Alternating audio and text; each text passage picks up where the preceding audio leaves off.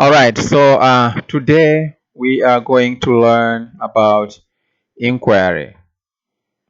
So this is inquiry in a classroom. So what is this inquiry? So in this case, I am referring to it as scientific inquiry. Now, when you think about a classroom, inquiry is just asking questions, especially open-ended questions. Questions that do not have a single answer. Now, we ask these questions so that our students can construct knowledge. So we ask these questions. So let me check this pointer here. Oh, my now so that our students can construct knowledge. So our students can get meaning from the activities and create their own knowledge. So let me use this ink here. That's the purpose of inquiry. So when we ask these questions, the students will answer those questions through an investigation.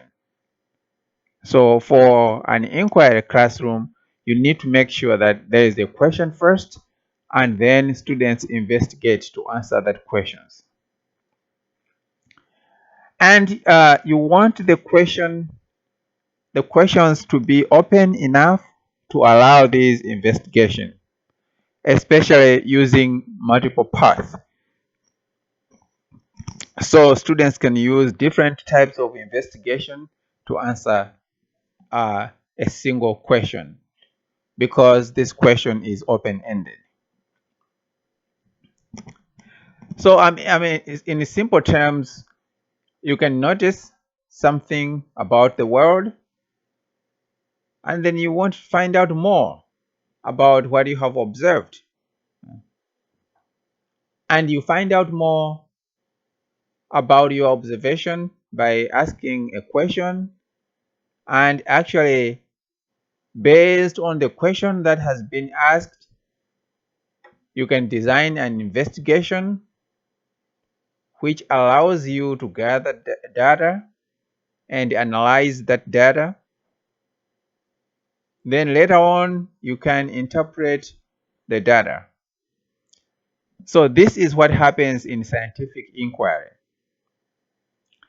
This is the same skill that we want our students to learn because we are teaching future scientists. So we need them to learn at a young age. Now, what is the purpose of an inquiry classroom, or I can say inquiry-based learning? There are specific skills that we want our students to learn. So an inquiry class can help impart these skills. But also we want to teach our students to be able to solve problems. If they see something they feel is difficult, they can look at that problem and figure a way to solve that problem. They need to be able to deal with challenging environments or challenging problems. And we need to teach them a skill, this skill that enables them to search for solutions. So they are beginning to do this at a young age. As they grow old, they can improve on this skill. So we are teaching this skill at a right age for them.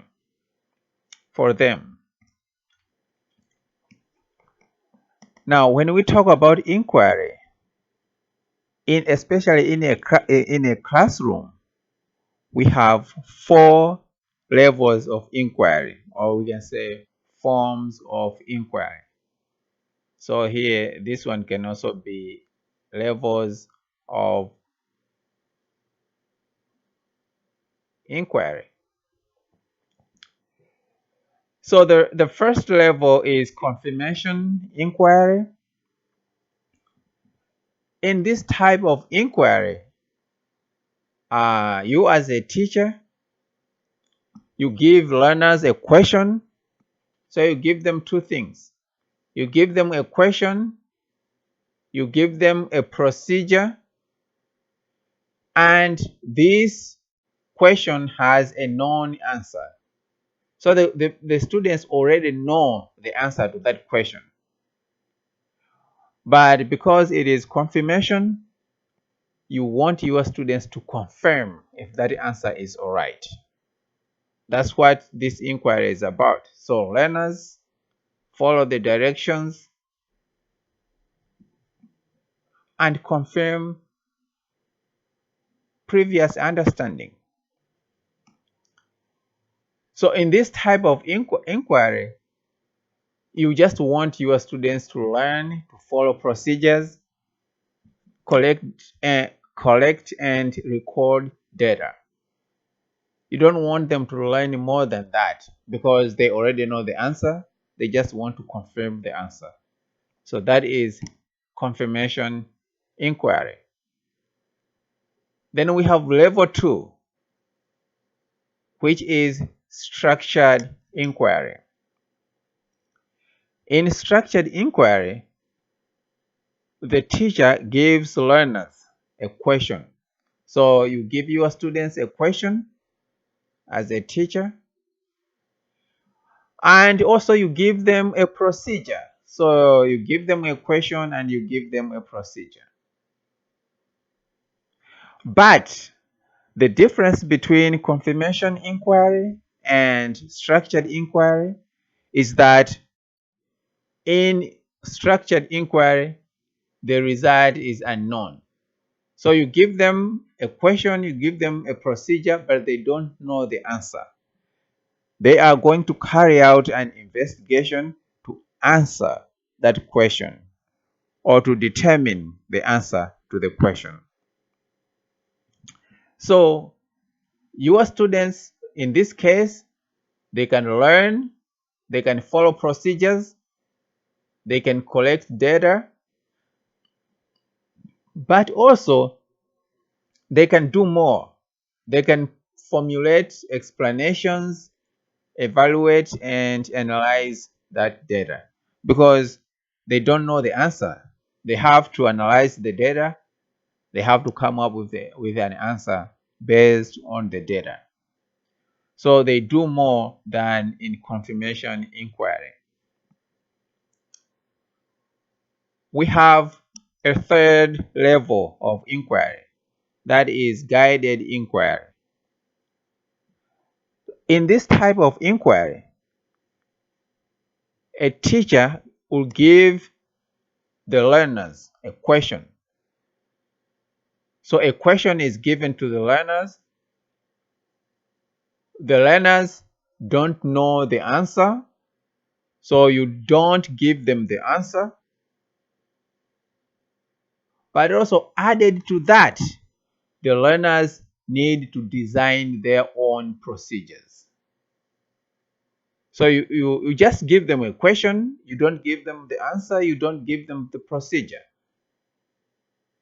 So they create the procedure on their own, they make an investigation, and then they answer that question. So in this type of inquiry, the students can follow procedures, they can collect data and record data, they can formulate explanations, evaluate and analyze data, but also they can design procedures. So you can see that this is a high level of inquiry. The highest level of inquiry is open-ended inquiry, or what we call true inquiry. So in this type of inquiry, normally as a teacher, you can just show your students materials. These are the materials. Using these materials, I want you to formulate a question of your own, and I want you to investigate that question, create a procedure, do an investigation, and give me the answer. So the students do not have a question, they do not have a procedure. They have to create those on their own. So that is open-ended inquiry or true inquiry. So I mean, in this type of inquiry, they can do all the things that are done in confirmation inquiry, structured inquiry, and guided inquiry. But the added advantage of this type of inquiry is that, yeah, your students will be able to formulate questions on their own. They are also able to communicate results. So if you really think about these types of inquiries, um, how to use them, it depends on what your objectives are. You need to know that sometimes level 4 is hard to come by, especially if you don't have that much time. Also, the students need skill to come up with these questions.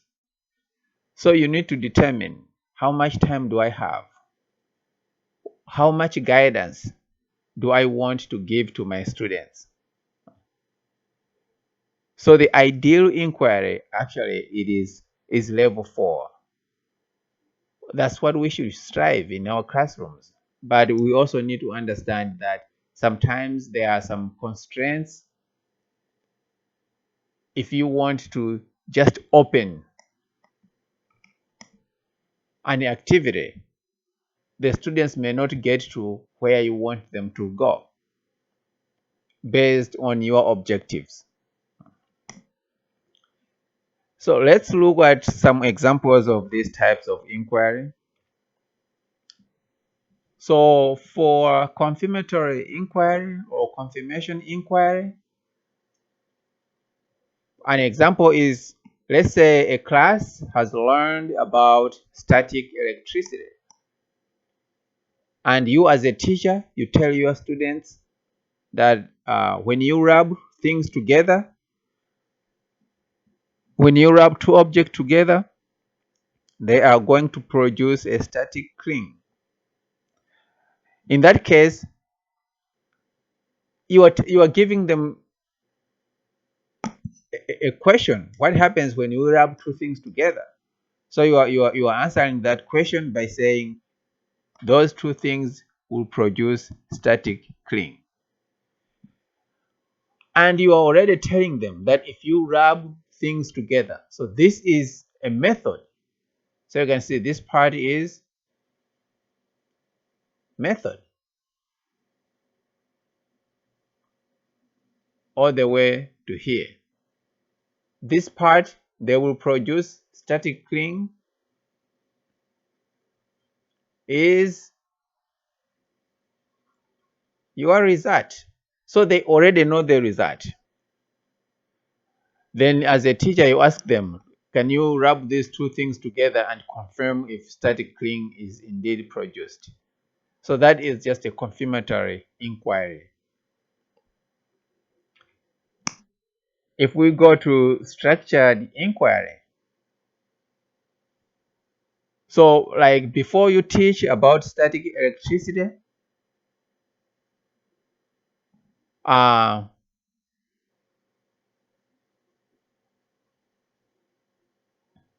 so what you do is, let me get rid of this one.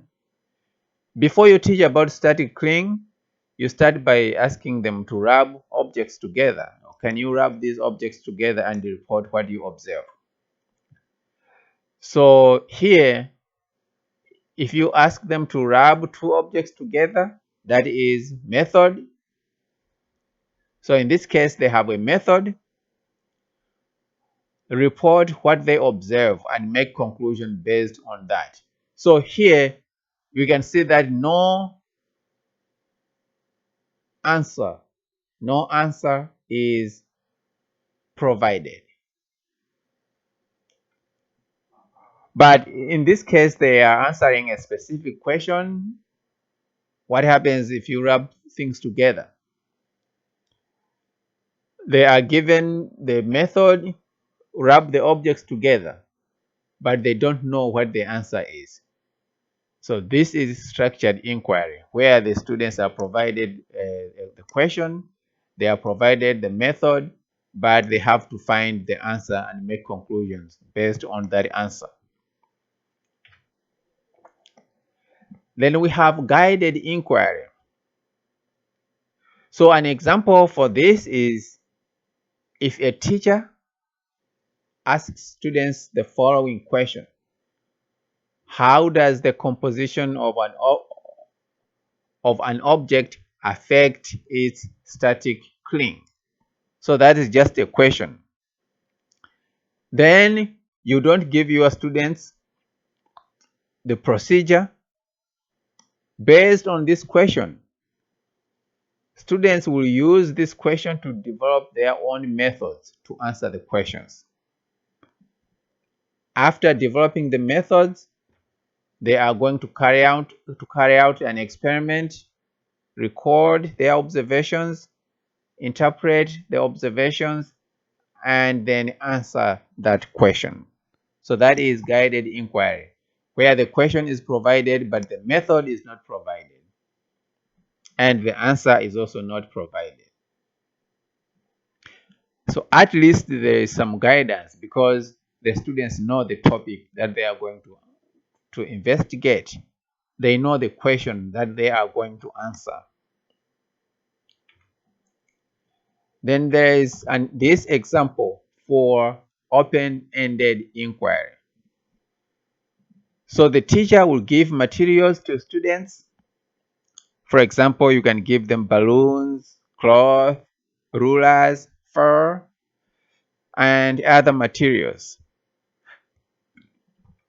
Then the teacher asks students to create and investigate questions about static cling. So you don't give them the questions, you can just give them the materials and ask them to create questions on their own. So the students will create those questions, develop methods, carry out the experiment, interpret results, and make a conclusion. Another way is to ask students, just tell them, you know what, I want you to think about a topic, a science topic that you can investigate and bring the topic to me. So they'll go out there, they are going to read some literature and then create their own topic.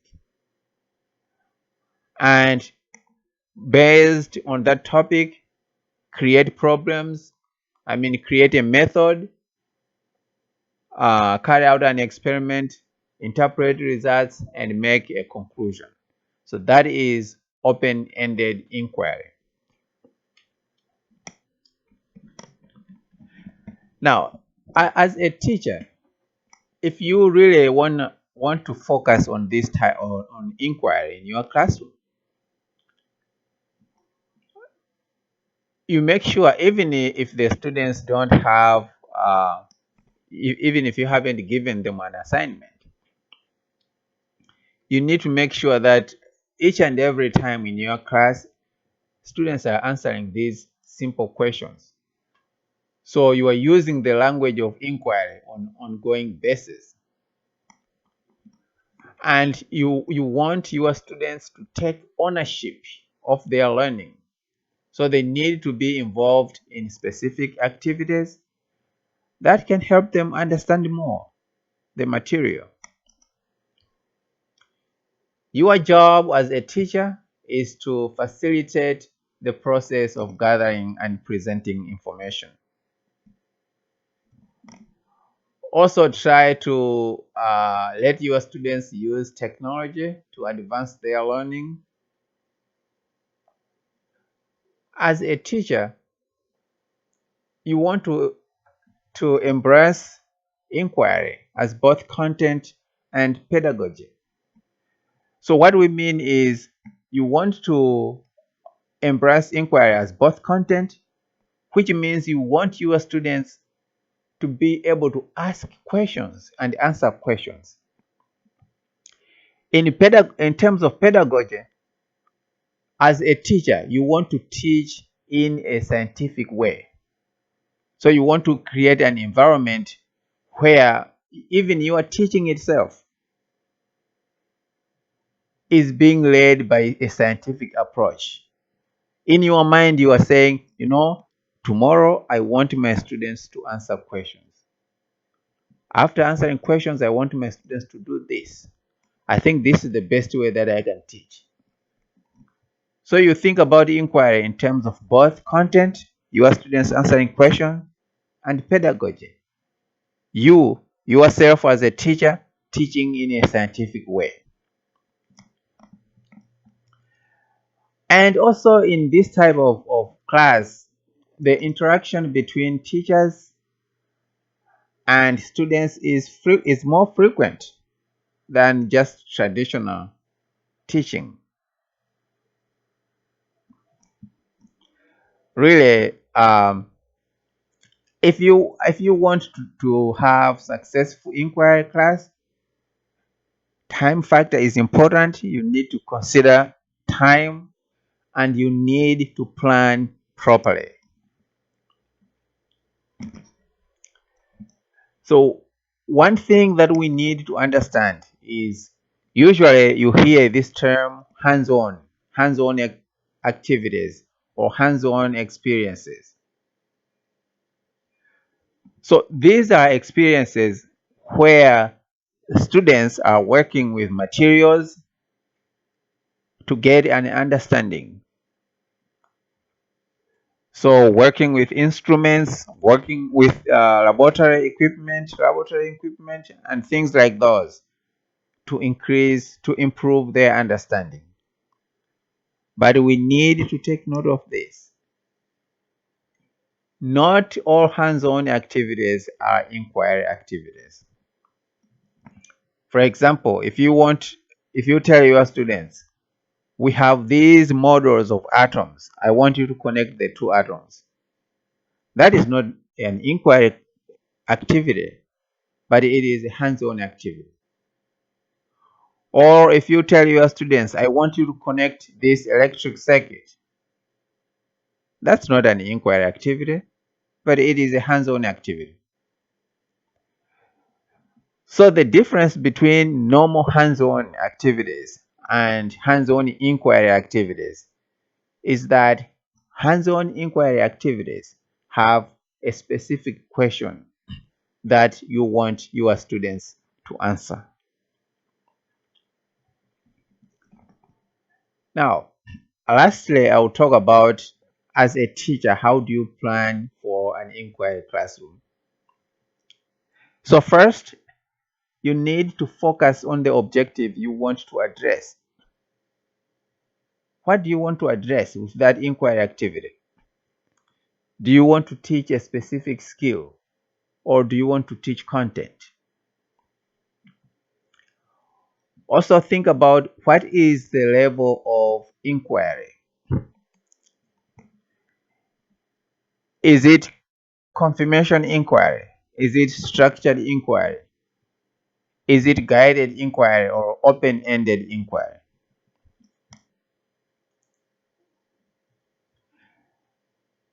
Now, actually determine, if you have your question, how you want to achieve these objectives using your inquiry. What activities can help you achieve those objectives? Now, as a teacher, go through the content you want your students to learn. Ask several questions based on that content. Like just simple question. Why is this happening? What is the effect of this? What happens if we change this? So ask several questions as you are going through the content. From those several questions you are asking, find questions that can be answered through an investigation. So look for good questions that can be answered by an investigation.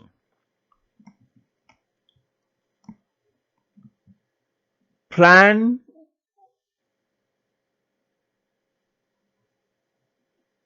on the materials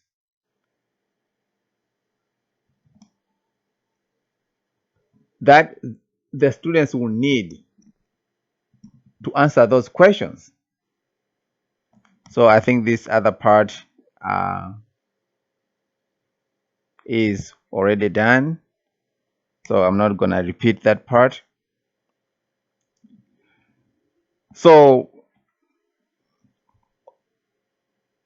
when doing this inquiry, you need to know that you are ready for your students to do inquiry. That's why you need to have a proper plan. So in terms of assessing, I think this is the last part. You can create a rubric for assessment. So you assess different things using your rubric. In that inquiry activity, how are the group discussions? How do they look like? What is the contribution from each member of the group in the inquiry activity? How correct is their knowledge? And then if they have to present to their peers, how is the presentation? So you can look at a rubric, and using that rubric, make a proper assessment for an inquiry classroom. Lastly, you are going to, so I'm just saying lastly. So, yeah, but this is lastly. You are going to have a reflection as a teacher on the inquiry activity. So reflect on, did the inquiry activity achieve the objectives that it was intended for? What was the involvement? How involved were the students? What about the group activities? How did they go? So you reflect upon the inquiry so that when you are designing another inquiry activity, you know what the weaknesses and strengths were for the last inquiry activity. In terms of students, ask students to reflect on what they have learned from the activity. Did they learn specific skills? Did they learn the content? What do they think about the inquiry activity? Would they like to do another activity of that kind or that type? So these are the things that will ensure that when you create another inquiry activity, you have an improved version of inquiry. Thank you.